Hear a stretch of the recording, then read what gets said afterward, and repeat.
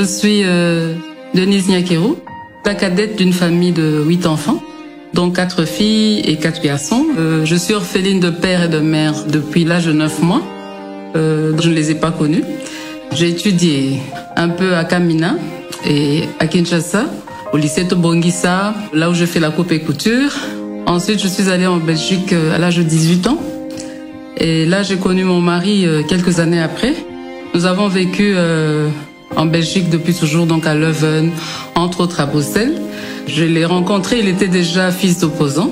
Donc vous pouvez imaginer la vie qu'on menait. On a eu à faire des études, des formations pour pouvoir nous en sortir dans ce combat qui n'était pas facile, mais je ne m'en plains pas. Alors, en tant qu'aide-soignante, j'ai fait des études d'infirmière, mais je n'ai pas terminé, donc j'ai fait une année. J'avais besoin de travailler à cette époque. En tant que soignante, tout simplement, je travaillais dans différentes maisons de repos, dans des hôpitaux. Et voilà, j'ai fait quand même 10 ans de carrière. C'est vrai que c'était pas facile, c'était un monde que je devais découvrir.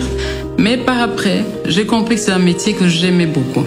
Et voilà qu'en 2017, quand mon mari m'a dit qu'il voulait se présenter aux élections présidentielles, j'avoue que j'ai beaucoup réfléchi. Je me suis dit, bon, est-ce qu'on va y arriver ou pas? Je ne sais pas, mais bon.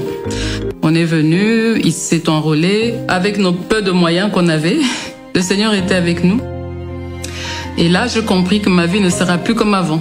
Alors, durant la campagne, ce que j'ai remarqué, c'est que vraiment, il y a beaucoup d'attentes. Les gens ont besoin de changement, ont besoin de se sentir valorisés, écoutés surtout et accompagnés dans leur vie. J'étais en face des filles qui n'étaient pas préparées à avoir des enfants. Et j'ai compris qu'il y avait ce problème-là d'encadrement. J'ai vu des enfants qui ne vont pas à l'école, dont les parents, plutôt les mamans, parce que j'ai pas eu à discuter beaucoup avec les hommes, qui me disent que les enfants ne savent pas aller à l'école. C'est des enfants qui sont abandonnés à eux-mêmes.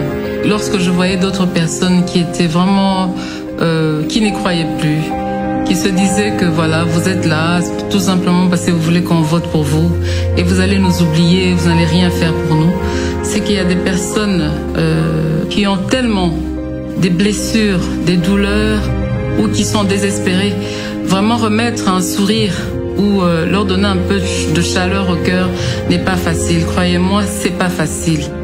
Et c'est face à cette souffrance que je me suis dit, si on gagne ces élections, et même si on les gagnait pas, je pouvais faire quelque chose, venir en aide aux personnes désespérées, en particulier les femmes. À titre illustratif, un enfant sur 10 meurt avant d'atteindre l'âge de 5 ans. Le saviez-vous? Le mariage précoce avant 18 ans. 43% des femmes âgées de 25 et 49 ans ont déclaré en être victimes. Le saviez-vous? Seulement 3 femmes sur 10 ont accès au marché du travail et majoritairement dans l'informel. Le saviez-vous? 4 filles sur 10 vont à l'école et que seulement 50% d'entre elles ont la chance de terminer le cycle primaire. Le savez-vous? Cette fatalité doit s'arrêter. Je n'ai guère la prétention de tout faire, de tout changer dans ce pays. D'ailleurs, soyez sûrs, je ne saurais y arriver. À chacun son rôle, mais en revanche, j'ai la prétention de m'exprimer, de m'élever en porte-voix et faire savoir à qui veut entendre les situations réelles de mon peuple, de mon pays. Non, je ne resterai pas inerte, ni silencieuse. Je fais le choix, pas simplement de m'exprimer, mais aussi et surtout d'agir. C'est pourquoi je lance aujourd'hui le mouvement Plus Forte. Plus Forte se veut avant tout d'éveiller les consciences des filles et femmes congolaises, de les accompagner dans l'amélioration de leurs conditions de vie ainsi que leur situation actuelle. Ce mouvement repose sur 4 piliers. L'éducation. La génération 2030 est celle d'adolescence d'aujourd'hui. Pour ce faire, je crois qu'il nous faut plus d'investissement dans leur éducation, en vue de prévenir le mariage et les grossesses précoces. Nous aurons les femmes plus fortes en 2030 si nous investissons aujourd'hui dans l'éducation de nos filles. La santé. En tant que prestataire de santé et mère, je n'aimerais pas voir une femme mourir en donnant la vie pour des causes qui sont évitables. Je rêve d'une génération de femmes plus fortes, capables de planifier les naissances et de contribuer efficacement au développement de ce beau pays. je voudrais contribuer à soulager les souffrances des drépanocytaires à travers une bonne prise en charge. Les violences basées sur le genre. Nous avons l'obligation de restaurer la dignité des femmes congolaises en vue de leur pleine participation à la consolidation de la paix et la reconstruction de la nation. Un système de protection sociale devrait permettre d'assurer la prévention et une prise en charge des victimes. Le développement des centres d'accompagnement des femmes et des filles victimes devait être une de nos priorités. L'autonomisation. Quand une femme est autonome, c'est toute la société qui en bénéficie.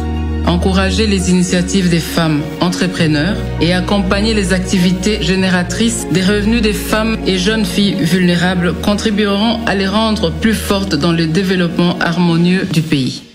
Mes chères dames, en tant que première dame, mère de 4 filles, je m'engage à ce que vos problèmes ne soient plus inconnus. Je m'engage à être la porte-parole de vos différentes causes. Et j'invite donc toutes les couches de la population, toutes les classes sociales à se joindre à moi pour que, ensemble, avec amour, nous puissions écrire l'histoire de notre pays et façonner la femme congolaise de demain. C'est au travers de l'effort collectif que la saveur du résultat est agréablement ressentie. Ce sera donc avec l'adhésion de tous et de chacun que nous pourrons prétendre être d'un apport réel au changement attendu avec des femmes congolaises plus fortes. Ensemble, plus fortes.